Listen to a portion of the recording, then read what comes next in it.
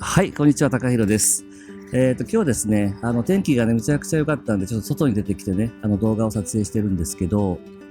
今日のね、動画のテーマは、友達っていうことで話していこうかなと思います。ちょっとね、直球で聞きたいんですけど、皆さん友達って言いますか？僕は、そうだな、友達って呼べる、そのまんまの自分で、損得感情なく、付き合える友達、悩み相談したりとか、で呼べる人っていうのは本当に数人しかいないんですよ。で、しかもこれって、僕が高校3年生の時に、一緒にいた友達、男子が、4人、女子が3人のグループっていうか、で、この時の、関係っていうのかな、すごい、今思ったらね、すごい青春していたなって思うんですね。それまでの僕はね、の経験って、動画でも話してますけど、人の顔色を伺ってみたいなところがすごく強かった子供だったので、ただこの高校3年生の時の、この一緒のクラスのこの6人、7人っていうのは、本当にね、濃密な期間、いろんなものを共有して、喧嘩したり、喜んだり悲しんだり、そういった喜怒哀楽を共に共有したりとか、文化祭とか体育祭で共に一緒に作品っていうかな、そういうのを作り上げていったりとか、プライベートでもしょっちゅう会って、学校帰りに一緒に、結構学校から自宅までそれぞれみんな何キロって離れてるんですよ、田舎だから。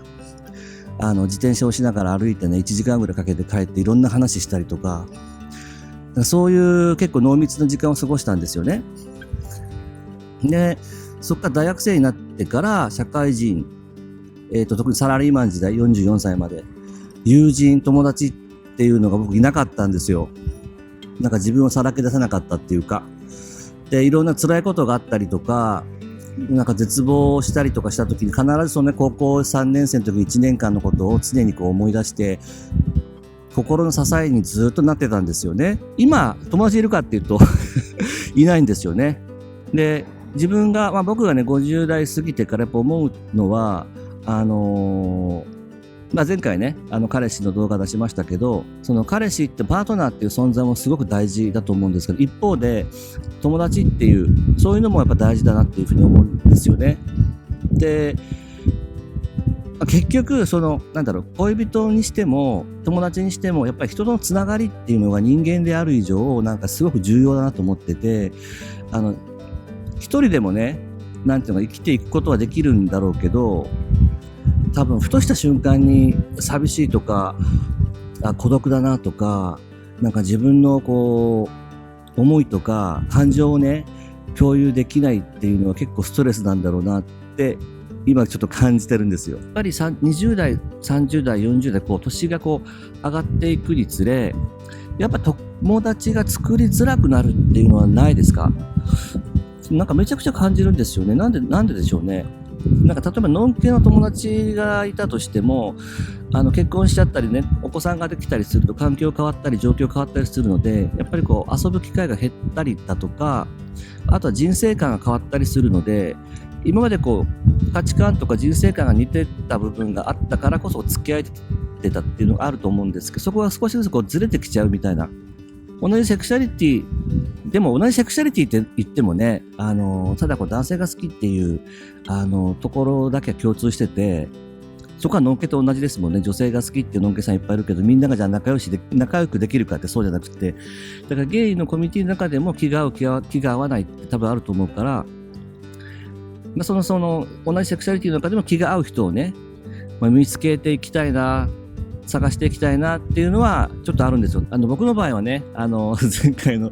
動画でもね、紹介しましたけど、一生をね、かけて歩んでいきたいっていう人が現れてくれたので、そこはね、すごく安心してるし、嬉しいんですけど、皆さんって今、どうだろう、同じセクシャリティの友達と呼べる人ってどれぐらいいるんだろうな。やっぱり孤独っていうのが社会問題にもなってる通り、やっぱり一見みんな友達いて幸せそうにって見える人たちでも意外と孤独だったりとかね、するんじゃないですか、多分。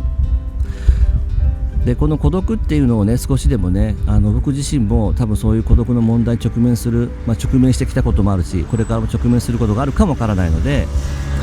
なんかその孤独っていうのを少しでもね和らげるためにはやっぱこうつながりっていうのすごいやっぱ大事だなと思うんですよ。だからこそ、先日からね話をしているコミュニティそういうのも作っていこうかなと。なんかあったかい場所っていうかなそのまんまの自分でいられてもう決してこうジャッジしない年齢とか見た目とか年収とかねそういうものはもう一切関係なくただ人としてこうつながっていく価値観とか人生観が近い人とつながっていけるようなそういうあったかい場所が、作れたらななんて思って、これをね僕の今後のねライフスタイルにねライフワークにねしていきたいなっていうふうに鳩がなんかめがけて飛んできたライフワークにしてねやっていきたいなと思ってるんですよ。でやっぱコミュニティ作るにあたっていろんなものを整備していかないといけないじゃないですか。公式 LINE の方はね少し形になってきたかなっていうはい、感じなんですけど他にもねなんだろうなホームページ一応立ち上げてはいるんですけどもうちょっとこうブラッシュアップしていかないといけないし説明が足りないところもあったりとかねだからもしなんかそういうもうちょっとこういうのがあったらいいなみたいなのがあったらぜひねコメントとかで教えていただけるともう参考にさせていただこうかなと思うのでぜひね教えてください。はい。LINE のコメントすいません個別にはちょっと返信が今できていないんですけどそのコメントをね見るにつれみんなやっぱ同じ思い似たような思いを抱えてるなっていうのはすごい思いますよね。皆さん恋人も欲しいんだけどやっぱりその友人とかそういう仲間とかなんかつながりが欲しいっていうでそういう場所が今ないからなんか今一人でしょうがなく諦めて過ごしてますっていう方がすごい多かったんですよ。びっくりするぐらい。だからそういう方たちと一緒にねなんかこうそういうコミュニティっていうかそういう空間を作っていけたらいいななんて思ってるんですよね。もしいや友達いないなとかなかなか自分をね開示できないとか自分をさらけ出すことができないとか嫌われるのが怖いとかなんかそういった理由で、友達を作るよりも一人でいるっていうことを選んでいる人って多分いるんだと思うんですよ。僕も過去そういう時期がすごい長かったからで一歩外に出るとなんか人生の新しい扉が開くような感じがしてまさに僕自身が今それを体現してるんですよね。本当にもう殻の中に何十年も閉じこもってたね一人のゲイの男性が発信を始めて殻を破って扉が開いてそしたらいろんな方とこう出会うことができてパートナーができてっていう風に1年前の自分からすると全然こうガラッと変わってるって状況がねだからそういうコミュニティとかそういうなんかこうものを通じてこれまでの自分のパターンをちょっと変えてみて新しい人とどんどんねこう出会ってでその中でね自分が気が合う人がいたりとか好きだなと思う人がいればこう繋がっていけばいいのかなと思います。ただそこにはね前にも言ったんですけど安心とか安全心理的なそういったものってすごく大事だと思うので僕はそこすごく大事にしてるからそこはなんとかね作っていきたいな全力でね作っていきたいなと思うんですよ。もしねそういうこうつながりとか友達とかパートナーとかそういったのも含めてのつながりをねちょっと求めたいなつながってみたいなって思う人がいればコミュニティアンミュートコミュニティっていうんですけどこっちかなQR コードをね貼ってますし概要欄からもねリンク貼ってますんでそこから登録していただいて登録した後はこういくつか僕の方からこうメッセージをお送りしているのでそれをちょっと読んでいただいたりとかしてでそうですねここ 1,2 ヶ月の間に正式なね初期のメンバーさんをちょっと募集をしたいと思うので僕ちょっとねいろいろ作らないといけないのでそれを頑張ろうと思うんですけど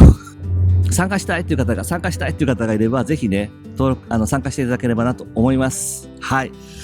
ということで今日は友達をテーマに話してきました。はいじゃあまたねちょっと今から帰って洗濯もしないといけないので帰りたいと思います。ではまた次回の動画でお会いしましょう。